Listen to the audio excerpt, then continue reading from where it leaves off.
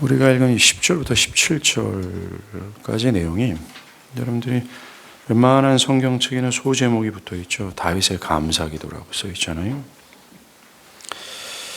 우리가 이 읽은 본문은 역대상에서 다윗의 생애의 마지막 행적을 기록한 부분입니다. 그래야기에 우리는 이 부분을 쉽게 넘겨버릴 수가 없어요. 왜냐하면 이 위대한 믿음의 거장이요, 또 그리스도를 예표하는 대표적인 모형이었던 다윗의 마지막 행적은 이 마지막으로서의 남다른 의미가 있기 때문입니다. 그 의미는 우리가 읽은 이 기록이 다윗의 전생에 걸친 고통과 수많은 역경, 그리고 통일 왕국의 왕이 되는 여러 과정 가운데서 그가 바라고 추구해왔던 그의 삶의 목적을 응집한 것을 보여주기 때문에 그렇습니다. 성경이 그의 마지막 행적을 기록한 것은 그가 지금껏 가장 많이 해왔던 전투에 가는 것도 아니었고 그의 통치의 행위도 아니었습니다. 그것은 그가 하나님께 감사의 기도를 드리는 내용을 담고 있습니다. 특별히 성전 건축에 대한 열망과 그 성전 건축을 위해 지금껏 준비해왔던 여러 예물을 하나님께 헌상할 수 있음에 대한 감사의 내용을 기록했다는 거예요. 성전 건축과 성전을 건축하기 위해 필요한 목재와 석재, 역대상 22장에 보면, 그리고 성전을 꾸밀 엄청난 양의 은과 금과 보석들과 그것들을 가공하고 만들 장인들까지 예배하고 그것을 하나님께 드리는 것을 다윗 생애의 마지막 부분에 기록한 것은 그의 생애가 무엇을 추구하고 무엇을 향해 갔는지를 보여주는 것입니다. 나아가 그것을 드리는 것으로 인해 하나님께 감사하고 있는 것을 보더라도 그가 일평생 이것을 얼마나 소원하고 갈망했는지를 그의 감사를 통해서 알 수 있습니다. 즉 이것이 다윗의 전 삶에서 바라고 추구했던 그의 삶의 목적이었고 그 어떤 역경 속에서도 포기하지 않았던 그의 가장 강렬한 열망이었습니다. 무엇이요? 성전 건축을 위해 자신이 준비한 모든 예물을 한순간에 전폭적으로 드리는 헌상이 말입니다. 오늘 본문을 읽다 보면 마치 평생의 힘을 기울인 수건 사업을 성취한 자가 깊은 감격의 눈물을 흘리며 드리는 것 같은 모습이 엿보입니다. 평생에 그 사업을 위해 자신의 가진 모든 것을 드릴 수 있는 것에 그것을 열망했던 다윗은 이제 되었다. 내 모든 평생을 두고서 갈망하고 열망했던 그 수건 사업을 이제서야 마치는구나. 그래서 큰 감격 가운데 드리고 있다는 겁니다. 14절부터 17절까지 보면 다윗이 감사하는 것은 성전 건축을 위해서 그동안 저축한 것들과 준비한 모든 것을 정직하고 즐겁고 자원하는 마음으로 하나님께 드리게 해주신 것에 대해서 감사하고 있습니다. 자신이 가진 모든 것을 힘써 헌상하는 것 때문에 감사하고 있습니다. 다윗은 사울의 손에서 자신을 구원해 주신 것 때문에, 다윗은 정말 나에게 통일 왕국을 하나님께서 허락해 주신 것 때문에, 무엇을 주시고 무엇을 허락하신 것 때문에 감사하는 것이 아니라 내 자신이 일평생 모아두었던 모든 죄물을 하나님께 헌상하는 것 때문에 감사하고 있다는 겁니다. 이것이 우리에게 가지지 않는, 우리의 정서와는 어울리지 않는 감사가 분명히 맞습니다. 자, 그렇다면 다윗에게 힘이 지나도록 헌상하는 것이 왜 그토록 기쁨과 감사가 되었을까요? 이것을 알기 위해서는 우리가 13절 앞부분에 있는 10절부터 12절까지의 기도의 내용을 살필 필요가 있습니다.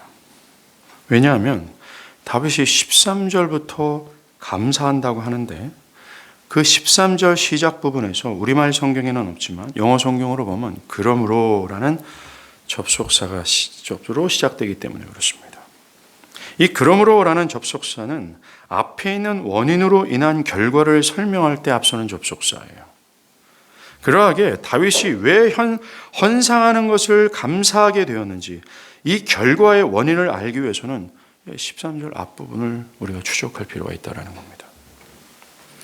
다윗이 10절부터 기도를 시작하면서 하나님을 송축하는데 그 송축의 내용이 11절과 12절입니다. 다윗은 11절과 12절에서 하나님은 모든 것의 주인으로서 눈에 보이는 것과 눈에 보이지 않는 모든 것이 하나도 남김없이 하나님으로부터 말미암는 것으로서 천지에 있는 모든 것이 다 주의 것이라는 사실을 반복해서 고백하며 위대하신 하나님을 송축합니다. 11절에서 다윗은 여호와여 위대하심과 권능, 즉 능력이에요. 영광과 승리와 위엄이 다 주께 속하였사오니 천지에 있는 것이 다 주의 것이로소이다 라고 모든 것이 주님께 속한 주님의 것이라고 말합니다. 사람들은 화려한 발기술로 멋진 골을 넣는 장면을 보면 great, 위대하다고 말합니다. 웅장하고 기묘한 건축물을 건축한 사람들을 위대하다고 또한 말하죠. 그리고 그들이 가진 능력이 매우 뛰어나다고 말합니다. 또 뛰어난 재능으로 수많은 수익을 올리고 그 수익으로 또 거대한 다른 수익을 창출하는 능력을 자랑합니다.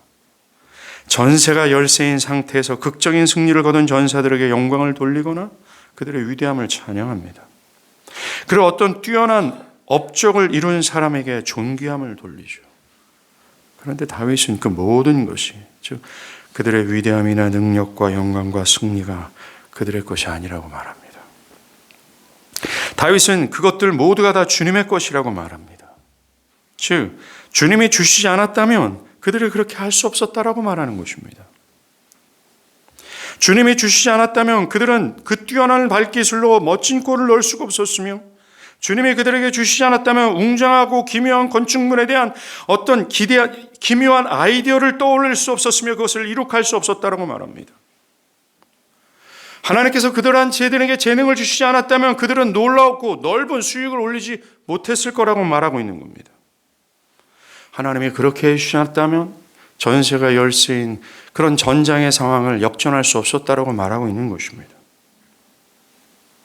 하늘과 땅에는 모든 위대함, 능력, 영광, 승리, 위엄을 모두가 다 그 모든 것은 하나님으로부터 비롯된 하나님의 것이라고 말합니다. 우리는 이 객관적 진술을 나에게 끌어당겨 나에게 적용할 필요가 있어요. 여러분의 모든 지금의 성공과 승리와 직위와 위치가 다 하나님께 속해 있는 하나님의 것이라는 것입니다.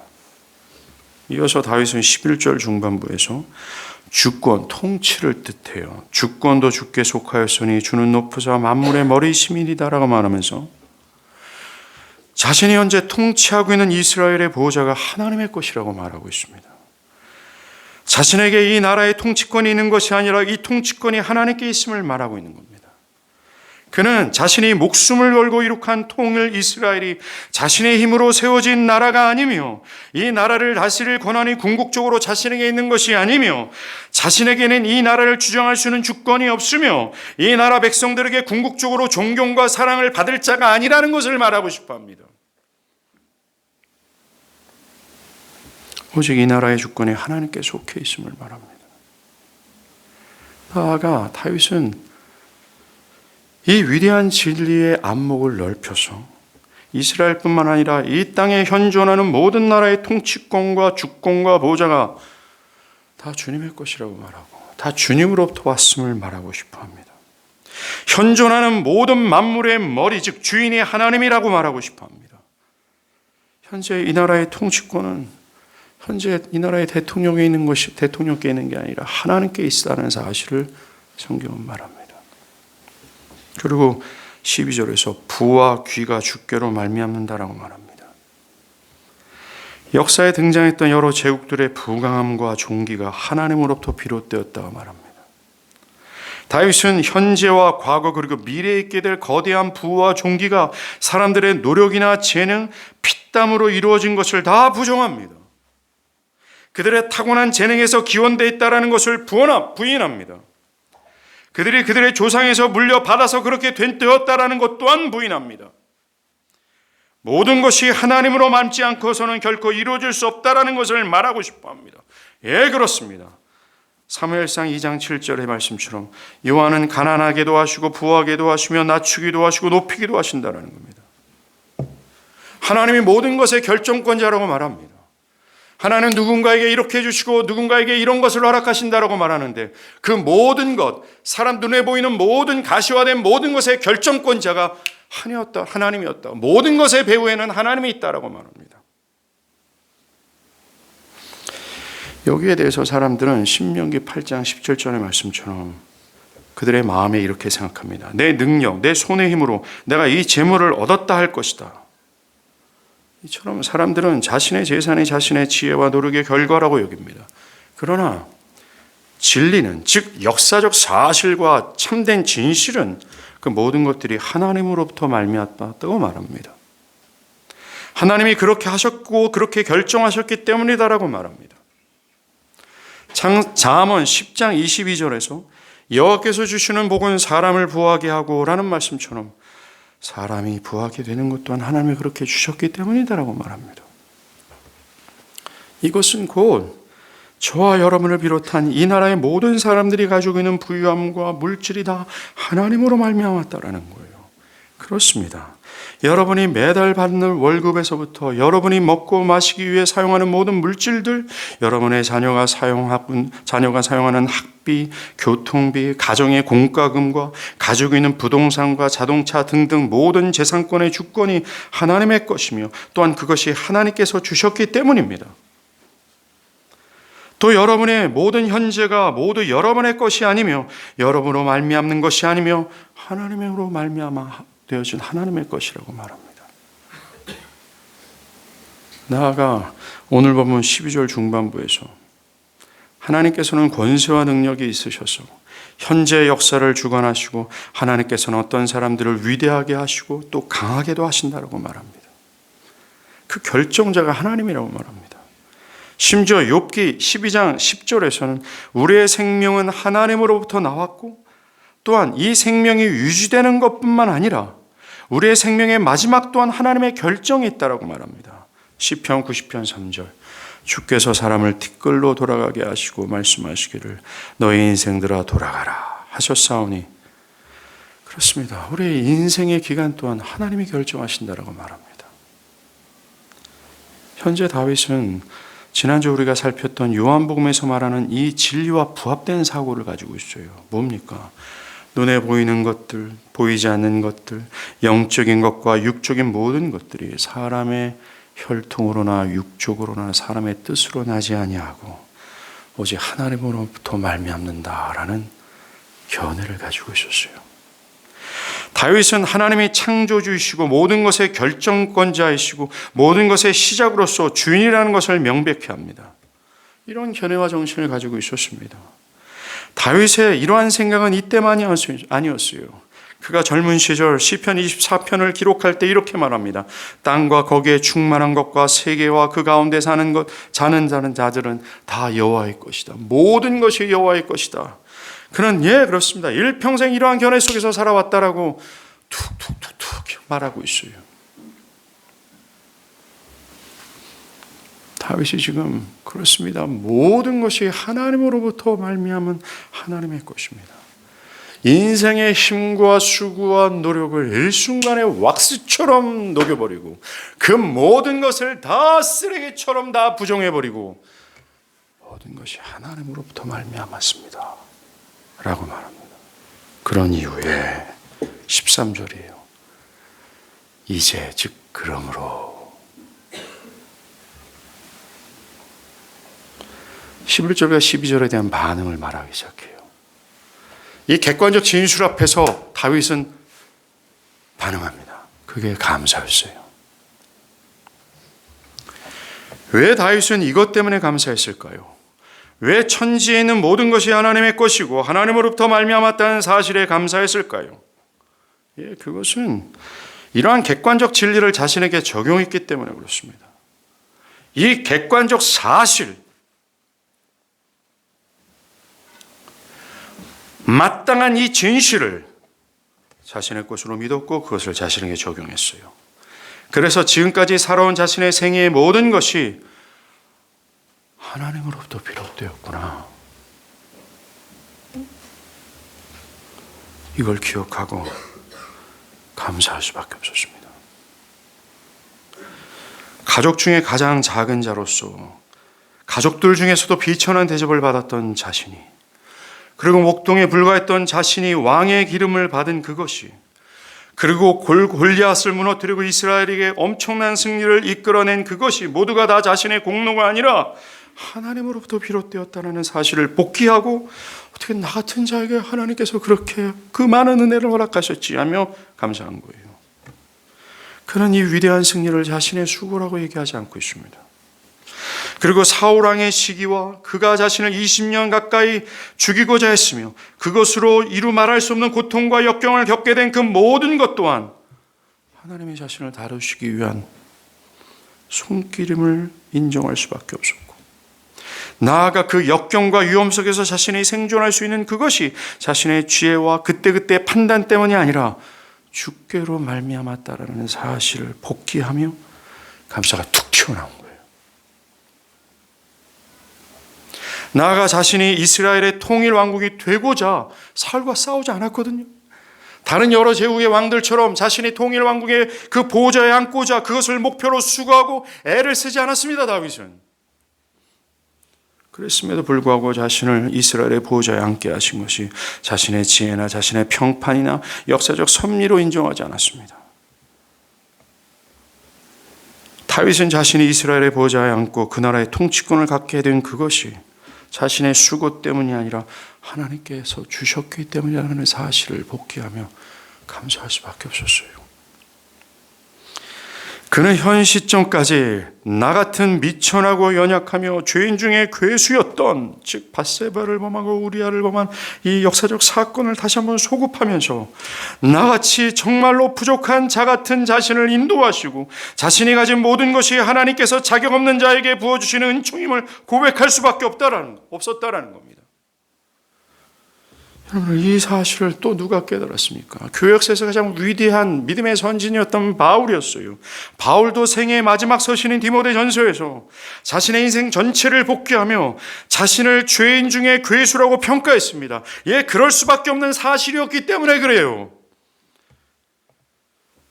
그런데 그는 그 마지막에 그러나 내가 긍휼을 입은 까닭은 예수 그리스도께서 내게 먼저 일체 오래 참으심을 보이사 후에 주를 믿어 영생 얻을 자들에게 본이 되게 하려 하십니다 라고 하면서 자신이 건짐을 받을 수 있는 그것이, 자신이 이 하나님의 복음을 만천하에 전할 수 있는 놀라운 기회를 허락받은 그것이 지금껏 해왔던 종교적 열심이나 나의 어떤 수고 때문이 아니라 하나님의 은혜로 말미암았다라는 사실을 말할 수밖에 없었어요. 그리고 그는 하나님을 찬미합니다. 예, 그렇습니다. 이 11절과 12절의 이 객관적 진술을 우리 자신의 인생에 비춰봤을 때 자신의 인생 전체가 하나님으로 말미암아 하나님의 은총 때문에 하나님이 주신 것으로 말미암아 내가 존재했고 생존했다는 사실로 벅찰 수밖에 없어요. 이 객관적 진실, 영원불멸한 하나님의 진리를 나에게 끌어당겨 내 앞에 확 비춰보십시오. 그러면 여러분의 인생 정체를 복귀하면서 그 사실 앞에 우리는 감사가 툭 튀어나올 수밖에 없어요. 다윗처럼 주여 여호와여 내가 누구이기에 내 집이 무엇이기에 나를 여기까지 이르게 하셨나이까 라고 고백할 수밖에 없습니다. 그런즉 주 여호와의 이름으로 주는 위대하시니 이는 우리 귀로 들은 대로 주와 같은 이가 없고 주 위에는 신이 없어요. 여러분들이 우리가 잘 아는 찬양 있잖아요. 내 주 같은 분 없네. 그 주님의 기가 막힌 은혜와 사랑을 경험한 자가 11절과 12절에서 나오는 이 성경 전체가 말하는 복음의 메시지, 인간으로는 일도 안 나와 모두가 다 하나님으로부터 말미암아 비롯되어지는 거야. 구원서부터 나의 DNA에 이르기까지 뛰는 모든 심장과 내가 사용하는 모든 삶에 있는 영역을 박박박박 긁고 저 밑바닥까지 다 긁어내서 그 티끌 하나자부터 모든 것에 이르기까지 하나님으로부터 비롯된 거야 라는 이 복음의 결정체, 이것을 깨달은 사람들 말입니다. 이것을 객관적 진술로 남는 것이 아니라 이것을 나의 영혼에 적용케 될 때 그들은 얘기합니다. 내가 무엇이건데 어떻게 나 같은 것을 이렇게 인도하시고 나 같은 것에게 나에게 이런 것을 허락하십니까? 라고 하며 감사가 툭 튀어나와요. 그러면서 얘기합니다. 주 같은 분이 없습니다. 라고요.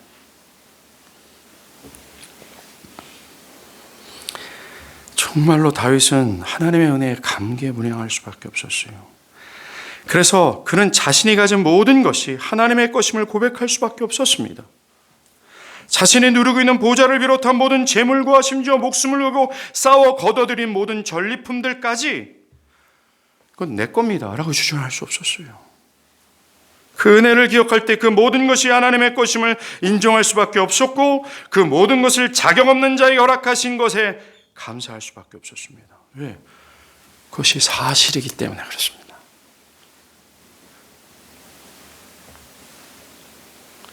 안타까운 것은 오늘날 이 사실, 이 진실을 애써 감추려 하고 왜곡하거나 오해하는 사람들이 많다라는 겁니다. 자신이 가진 모든 것이 불신자든 교회를 다니는 사람들은 모두가 다 하나님으로 말미암는 하나님의 것임에도 불구하고 이 진실에 눈이 멀어버려져 있어요. 그리고 이 진실, 이 사실을 애써 덮으려고 합니다. 이것이 하나님으로부터 말미암아 된 것입니다라는 사실을 애써 힘차게, 율법주의가 그거거든요. 매우 강력한 의지로 이것을 거절하고 그게 뭔 소리예요? 내 피땀 흘려서 이렇게 하는 이 성과물이에요 라고 고백하기를 바랍니다. 어찌 그들에게 감사가 있을 수 있을까요? 어찌 그들이 내가 무엇이가 한데 하나님께서 나를 이렇게 은혜로 베푸셨습니까? 라는 고백을 할 수 있을까요?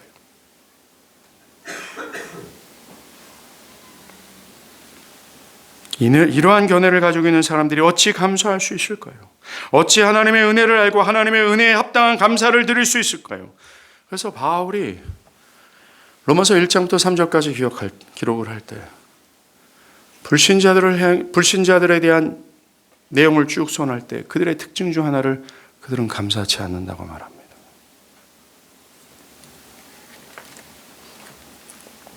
다윗은 자신이 처한 자신의 모든 현실이 감사했어요. 왜? 아까 언급한 그 사고 때문에 그렇습니다. 현재 자신이 가진 것, 누리는 것, 보고 맛보는 모든 것이 다 자격 없는 자에게 거저주신 하나님으로부터 온 것임을 인정하게 되고 그래서 현재의 상태를 감사할 수밖에 없었어요. 여러분들 기억해야 될 게 내 수고로 어느 정도를 이루고 하나님이 여기에 뭔가를 더해준다는 사고를 얘기하는 것이 아닙니다. 신자든 불신자든 여러분들 이 논리는 오직 교회 안에 있는 신자들에게만 해당되는 진리가 아니라는 걸 기억하십시오. 이 땅에서 하나님을 욕하고 하나님을 저항하고 하나님에 대한 적의적 태도를 가지고 있는 사람들에게까지도 이것을 신학적으로 일반적인 은총이라고 그러잖아요. 그들에게도 하나님은 단비를 주시고 햇빛을 주십니다. 바람을 주시고 계절의 변화를 주세요. 그리고 그들에게 물질을 주시고 그들이 땀 흘려 일할 수 있는, 기동할 수 있는 힘을 주십니다. 이것은 결코 교회 안에만 있는 진리가 아니라는 것을 기억하십시오.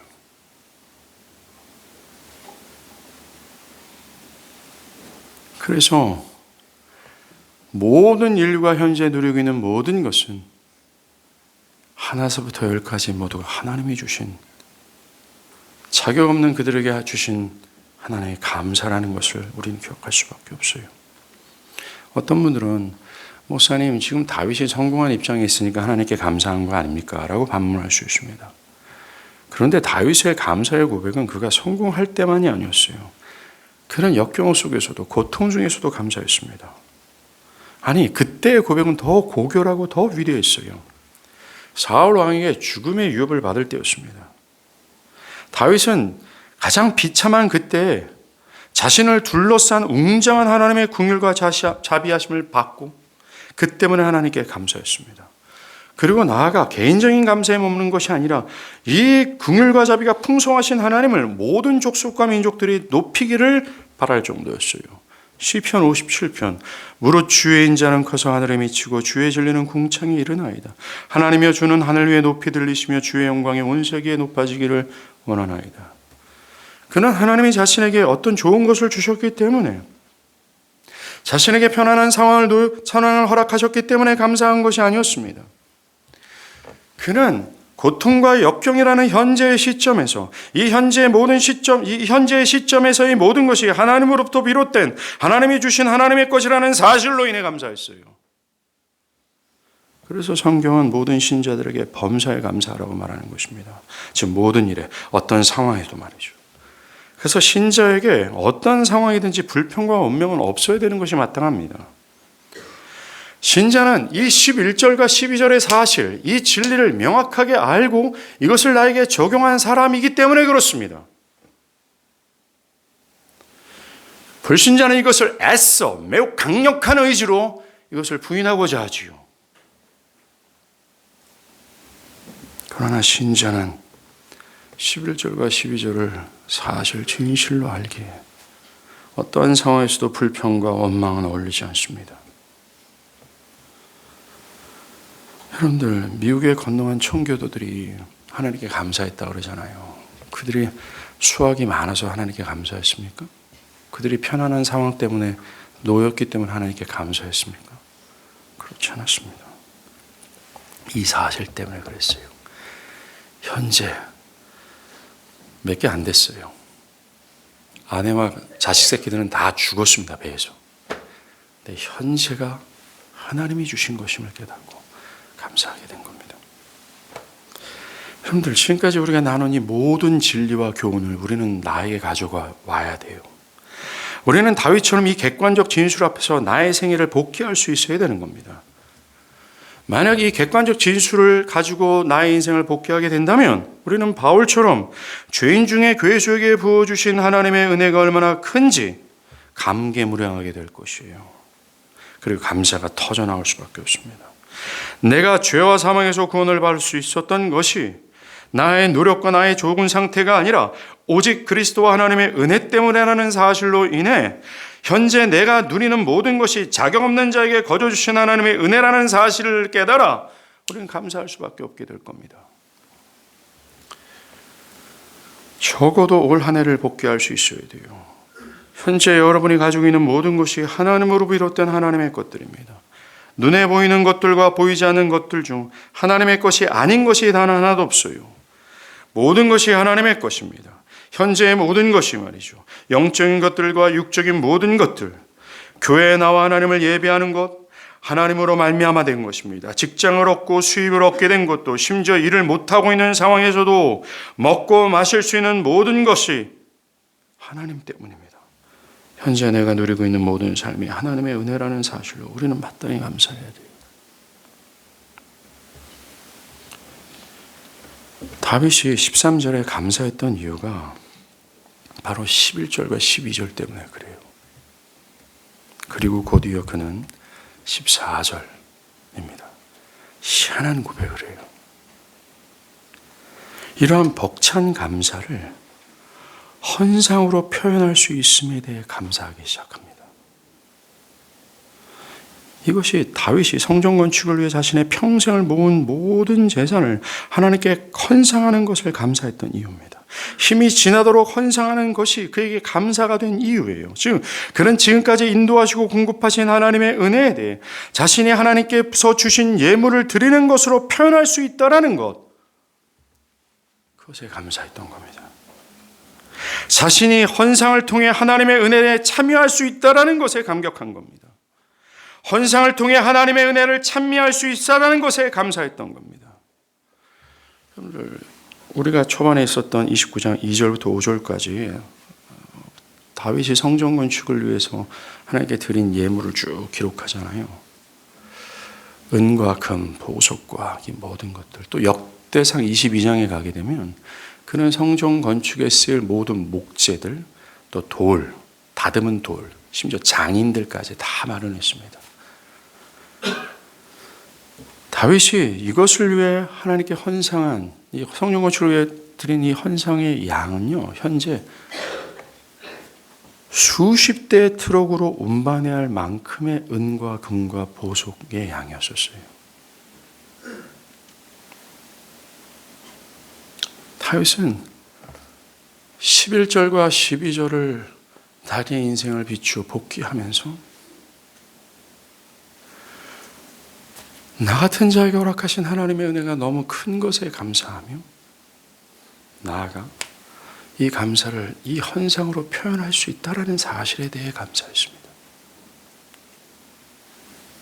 이 놀라운 하나님의 은혜를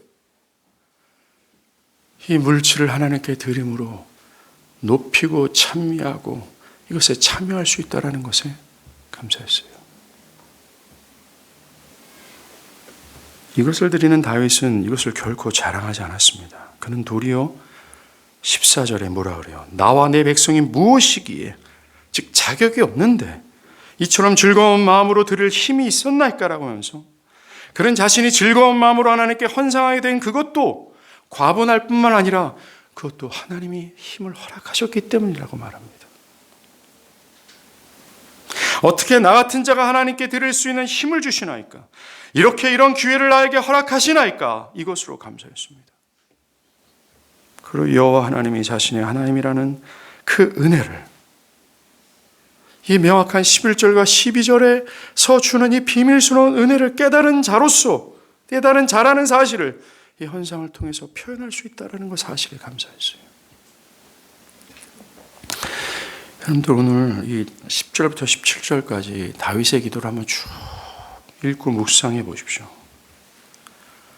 이 다윗의 기도에 다윗의 흥분이 느껴집니다. 여기에 나오는 다윗의 고백과 감사는 그저 기계적인 진술이 아니었어요. 특별히 17절을 묵상하노라면 다윗이 자신의 모든 것을 드림으로 하나님께 감사하는 것에 무한한 기쁨과 전율을 느끼고 있습니다. 여러분들, 이것이 다윗만이었겠습니까? 우리 믿음의 선진들을 한번 보세요. 즉 11절과 12절이라고 하는 이 명백한 복음의 핵이 되는 이 사실을 깨달은 믿음의 선진들은 하나님께서 자신에게 베푸신 은혜를 감사함으로 자신의 물질뿐만이 아니었잖아요. 자신의 현재와 미래와 자신의 심장과 자신의 시간과 자신의 모든 것을 하나님께 헌상하는 것 자체를 기뻐했습니다. 이 말은 11절과 12절을 깨달은 사람들에게 자연스러운 일이 헌상이라는 것을 우리는 여기서 알 수 있습니다. 짐 엘리엇 같은 사람들 한번 보십시오. 자신의 목숨을 하나님의 영광을 위해 헌상하기를 기뻐했어요. 그러가 뭐라고 얘기합니까? 나도 주님처럼 단명하기를 원합니다. 즉 자신의 심장을 꺼내어 하나님의 영광을 위해 내가 드리기를 바라는 마음으로 젊은 시절부터 정말 자기가 주를 위해 죽고자 하는 그 영광스러운 죽음을 맞이하고자 헌상하는 것을 기뻐하고 그것을 목표로 해서 살할 정도였었어요.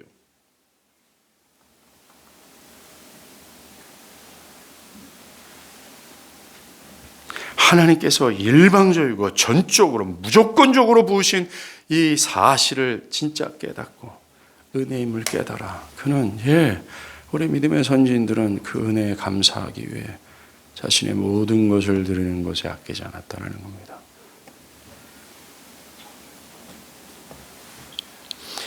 이것으로 우리는 자신의 것을 기쁨과 흥분 속에서 하나님께 드리기를 감사하는 것은 오직 은혜를 아는 자들의 자연스러운 일임을 알 수 있습니다.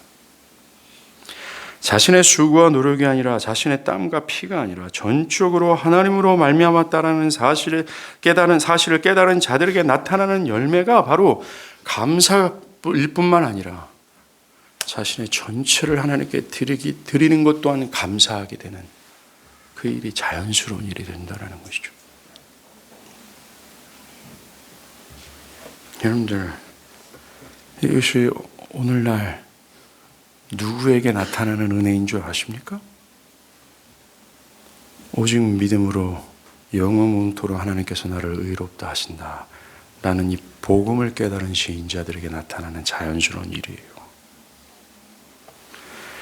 구원은 나의 힘과 능과 혈통으로나 의지나 뜻이 아니라 자신의 모든 것이 다 부정당하고 오직 그리스도께서 모든 것을 다 하셨다는 사실을 믿음으로 오직 믿음으로 구원을 받았다는 사실을 제대로 깨달은 사람들이라는 겁니다.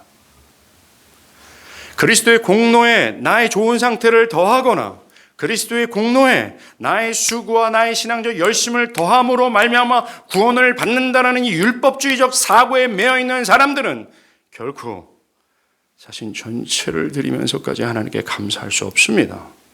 절대 그것이 기쁨과 흥분이 되지 못해요. 그들의 인생 전체가 그것을 목표로 살아가지도 못한다는 겁니다. 짐 엘리엇처럼 주님처럼 나도 단명하기를 원합니다. 즉 나의 목숨마저도 하나님의 영광을 위해 드리기를 바라는 마음을 결코 생길 수가 없어요. 허물과 죄로 죽었던 우리라는 표현이 이것을 시사합니다. 육신의 생각으로는 하나님을 기쁘시게 하지 못하나니라는 말이 이 말입니다. 혈통으로나 사람의 육적으로나 사람의 뜻으로 나지 않는다라는 것을 이것을 의미해요. 즉 이 구원은 우리로부터 단 1도 이쪽으로 못 온대요. 여러분이 아무리 그리스도인다운 삶을 사는 것으로 구원을 얻는 것이 아니라고 말합니다. 여러분들이 좋은 신자의 상태가 되었다고 해서 여기에 기여할 수 있다고 말하지 않아요. 한마디로 인간 전체를 다 배제합니다. 이게 기독교 복음이에요. 아까 11절과 12절이 그것을 말하지 않습니까? 저 밑바닥에 있는 티끌서부터 저 온 우주에 망라하게 펼쳐지는 모든 행성과 행성의 모든 움직임들이 하나님으로부터 말미암는다라고 말하고 있어요. 그런데 왜 아니에요, 이거는 하나님으로부터 말미암지만 이거는 아니에요 라고 말합니까? 왜 오직 믿음으로고 얘기하는데 왜 자꾸만 사람의 행위를 더하려고 하고 여러분들이 좋은 상태, 믿는 자의 상태가 돼야지만이 라고 하면서 무엇을 자꾸 더합니까? 이런 사람들은 결코 다윗이 보여주는 성경 전체에서 마땅히 믿음의 선진들이 보였던 마땅하고 자연스러운 감사가 나타나지 않아요. 즉 나의 모든 것을 드리며 하나님께 감사하는 그 일들이, 그 행위가 나타날 수 없습니다.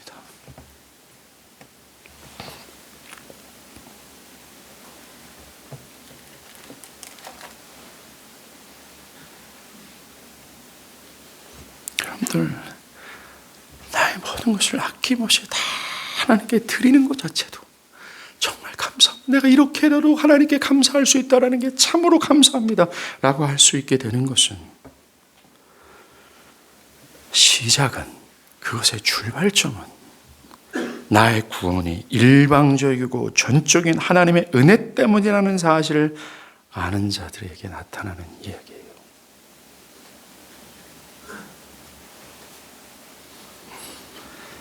이 복음이 주는 은혜를 깨닫지 못한다면 절대로 우리는 이 참된 헌상으로 나아가지 못합니다.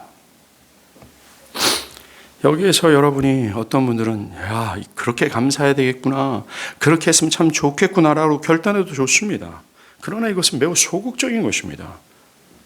좀 더 적극적이고 성경이 요구하는 데까지 나가야 됩니다. 그게 뭡니까? 오직 믿음으로 나는 복음으로 나아가야 된다는 겁니다. 하나님의 전적인 은혜로만 된다라고 하는 이 복음의 핵심, 신구약 성경 전체 오늘도 복음이 너무나도 선명하게 보이잖아요. 11절과 12절에서 인간을 다 왁스처럼 녹여버리고 육신의 생각으로는 안 된다, 허물과 죄로 죽어있다, 육신으로는 하나님을 기뻐하지 못한다, 이 모든 것을 다 지워버리고 오직 전적인 하나님의 은혜로만 된다라고 하는 이 복음을 깨닫는 것으로 나아가십시오. 이 복음이 여러분을 오늘 다윗과 같이 만들기 때문입니다.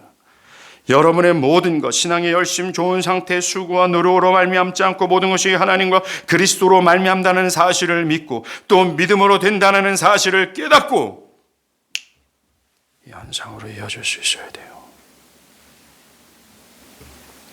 우리가 읽은 이 구절이 다윗 생의 마지막 행정이라고 할 때 우리는 이렇게 생각할 수 있습니다. 뭐예요? 다윗이 이 헌상을 위해 지금까지 산 사람이었다라는 겁니다. 즉 그는 자신의 현지와 미래 그리고 물질과 시간과 목숨까지도 하나님께 드리고 싶어하는 열망 속에서 살아왔다라는 거예요. 역대하 29장 2절에 내가 이미 내 하나님의 성전을 위하여 힘을 다하여 준비하였나니, 그는 일평생 이 헌상을 준비하고 드리는 것을 위해 살았다고 할 수 있을 정도였어요. 역대상 22장 14절에 보면 그는 환난 중에서도 이것을 멈추지 않았다라고 말합니다. 내가 환난 중에서 여호와의 성전을 위하여 금 10만 달란트, 은 100만 달란트, 녹과 철을 그 무게에 달 수 없을 만큼 심히 많이 준비하였고 또 제목과 도들을 준비하였으나 너는 더할 것이라. 여기서 말하는 환난은 얼마 전에 노년에 나타난 이 아노니아의 반란을 의미하는 것이 맞아요. 그런데 다윗의 인생에서 환난이 얼마나 많았습니까? 그죠? 20년 사울에게 쫓기고 수많은 전쟁과 아들 압살론의 반역들. 다윗은 말합니다. 그 환난 중에서도 내가 이 현상을 준비했다라고 말합니다. 정말로 다윗은 자신의 모든 것을 하나님께 드리려고 한 사람처럼 살았습니다. 자신에게 베푸신 하나님의 은혜에 감사하는 것을 헌상을 통해 하려고 한 사람처럼 살았습니다. 그리고 자신이 사용하지 않고 모았던 모든 것 모두 이날에 하나님께 드리려고 한 인생을 살았습니다. 다윗은 무엇을 하더라도 무엇을 가지더라도 그는 하나님께 헌상을 드리는 것을 염두하며 살았다는 것을 알 수 있어요. 항상 그 기회를 엿보고 있었던 사람처럼 살았다는 겁니다. 그렇습니다. 여러분들, 다윗처럼 그리스도 안에 있는 자들의 생애는 헌상을 드리기 위한 인생이 맞아요. 여러분의 시간과 여러분의 심장과 여러분의 물질과 여러분의 자녀와 여러분의 사용하는 모든 것을 하나님께 드리고자 하는 인생을 사는 것이 그리스도인들의 인생이라는 겁니다. 11절과 12절에서 복음이 말하는 핵심을 깨닫고 와 하나님의 은혜다 라는 것에 기뻐하고 흥분한 그리스도인들의 인생의 목표요 열망이라는 거예요. 어떻게 하는지 나의 모든 것을 하나님께 드리기를 엿보는 사람들. 그걸 모르겠다면 너무나 쉬운 책을 소개합니다. 우리 교회 위하나가 성탄절에 짐 엘리엇의 생애를 연극한다고 하는데 짐 엘리엇이라고 하는 28, 10대 또 20대 때 그가 썼던 일기를 한번 보십시오. 그는 매일같이 자신을 드리기를 바라는 마음으로 기도를 했어요.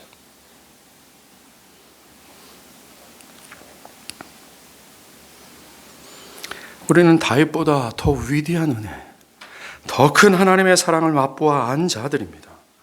다윗은 앞으로 도래할 그리스도를 멀리서 보고 실제가 아닌 그림자를 보고 그렇게 감사한 사람이었어요. 그런데 우리는 실제를 본 사람입니다. 뭐예요? 그리스도 예수로 인해 하나님과 화목하게 되어 하나님을 나의 하나님으로 섬기고 그와 친밀한 교제 안으로 들어가게 된 거예요.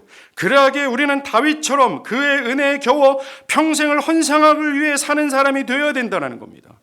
자신의 모든 것을 하나님께 드리려고 하는 사람처럼 살아야 한다는 거예요. 일평생을 하나님의 은혜에 감사하는 삶을 살아야 한다는 겁니다. 여러분들, 교회 역사에서 기록된 존 락슨이, 마틴 루터니, 윌리엄 윌버포스 같은 정치가니, 어떤 예술인이, 어떤 기업가이니, 어떤 직장인이 그들의 얘기가 딴 얘기가 아니라 나의 얘기가 된다, 나의 얘기가 돼야 된다라는 거예요. 다윗이 강조한 바처럼 하나님으로부터 온 모든 것을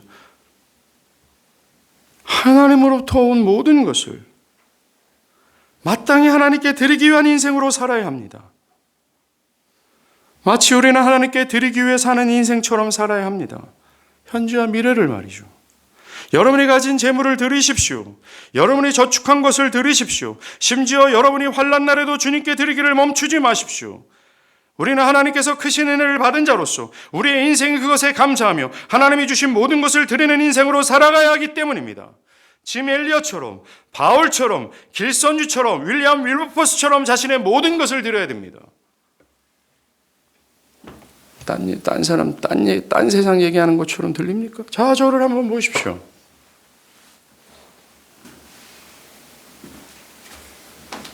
딴 얘기하는 것처럼 들립니까? 나에게는 전혀 해당되는 이야기가 같지 않게 들립니까? 헌상이요? 돈이군요. 헌금을 내란 말입니까? 저는 강력하게 믿습니다. 여러분들이 헌금을 단 한 푼도 안 한다 할지라도 우리 교회는 하나님으로 비롯된 하나님께서 어떻게 주시는 그것으로 충분하고도 만족할 만한 그런 상황이 벌어지게 될 거예요. 저는 지금 복음의 핵심으로 기울어지라고 말하는 것입니다. 제발 자신의 현재와 미래를 통으로 아낌없이 모두를 다 언제든지 드리려는 그것을 엿보는 인생을 살라고 하는 이유는 그렇게 만드는 복음을 향하라는 거예요. 정말 사실, 정말 진실, 여러분의 모든 거 하나님으로부터 다 왔다라는 겁니다. 여러분 것이 아니라는 거예요. 저는 심장을 가르고 당당하게 말할 수 있습니다. 여러분의 것은 여러분의 것이 아닙니다.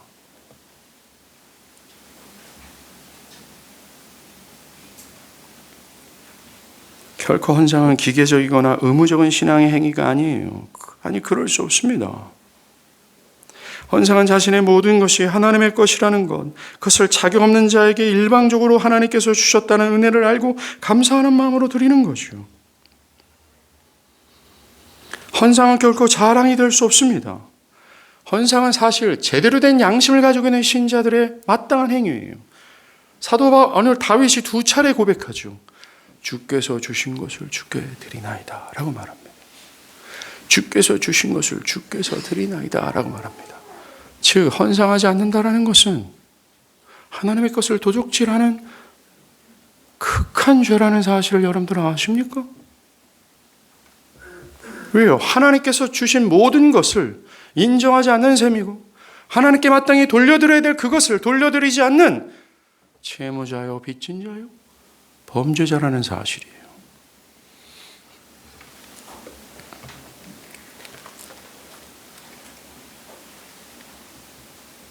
여러분들, 우리는 우리가 읽은 이 본문을 통해 성경 전체가 계시하는 핵심적인 진리를 마주칩니다. 설교 초반에 제가 다윗에게 성전 건축, 그것을 위해 자신의 것을 드리는 것이 일생의 목표였다고 그랬잖아요. 그렇다면 다윗이 건축하고자 하는 성전은 뭡니까? 도대체 어떤 의미입니까, 그것이? 성전은 말입니다, 하나님이 이 땅에 거하시는 처소로서 하나님께서 당신의 백성들과 함께 거하시고 그들과 친밀한 교제를 나누고자 하는 이 창조의 목적을 담고 있는 대표적인 모형이에요.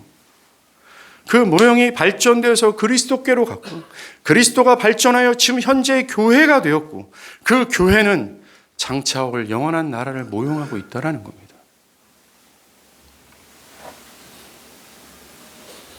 그런데 지금 현재 그리스도를 가장 대표적으로 예표하는 다윗이 이 성전을 삶의 목표요 목적으로 삼고 자신의 모든 것을 걸고 성전을 건축하고자 했던 것에는 특별한 의미가 있다는 겁니다. 여러분들은 보세요.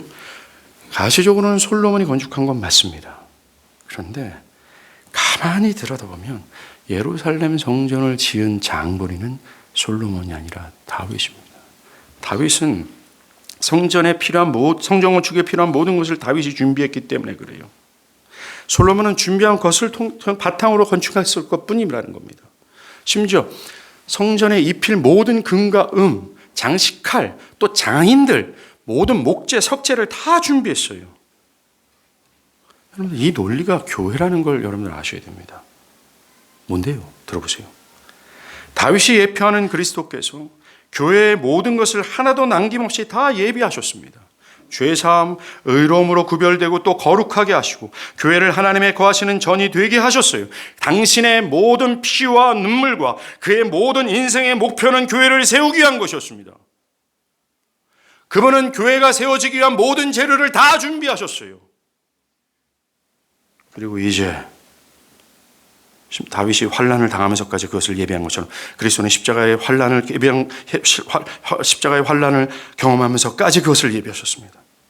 그리고 에베소 2장 21절에서 바울은 이제 그리스도 공로 안에서 현재 교회된 자들이 교회를 세워나가는 것이라고 말합니다.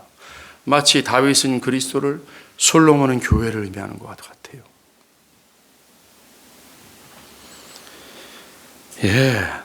현재 저와 여러분은 그리스도께서 교회를 위해 예비하신 모든 것을 터 위에 교회를 세워나가는 자로 부름을 받았습니다. 이제 우리가 해야 될 일이 뭔지 아십니까? 그것은 그리스도께서 자신의 죽음으로 예비하신 교회를 세워나가는 거예요. 다윗의 뒤를 따라 나가죠. 그렇다면 현재 그리스도의 공로 안에 있는 교회가 된 자들이 교회를 세워나가기 위해 무엇을 해야 할까요? 오늘 본문이 보여주는 겁니다. 따라합니다. 헌상이다. 교회와 주님의 나라를 위해 여러분이 살아가는 생애의 모든 것이 이것을 위해 사용되도록 해야 된다는 거예요. 우리는 다윗처럼 이 교회를 세우는 것에 있어서 자신의 가진 것, 저축한 것, 환난 중에서도 나의 것을 헌상해야 됩니다. 여러분들의 시간을 사용되도록, 여러분들의 힘과 재능이 사용되도록, 여러분의 집과 자동차, 여러분의 물질적인 요소들이 사용되도록 여러분의 헌상을 통해 교회가 세워지도록 해야 합니다. 그것의 헌상에 참여할 수 있게 것에 감사할 정도까지 이르러기를 힘써야 합니다. 그럴 때 하나님이 원하시는 교회가 세워질 거라 저는 믿습니다.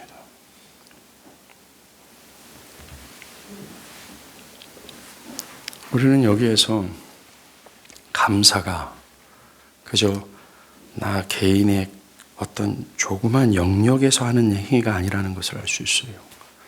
기독교의 감사는 저 하늘의 모든 것, 그리스도께서 행하신 그 엄청난 일까지 다 포함되고 있습니다. 이것이 철저히 기반이 되는 것이요. 그리고 이 감사는 우리에게 요구하고 있어요. 마땅히 나의 모든 것을 다 하나님께 드려 감사하는 것이 마땅하며 그 헌상은 다윗이 목표로 했던, 그리스도가 목표로 했던 하나님의 교회를 세우는 방법이라는 것입니다. 이 위대한 일에 여러분들의 전체가 사용되기를 바랍니다. 기도하시겠습니다. 이 시간 기도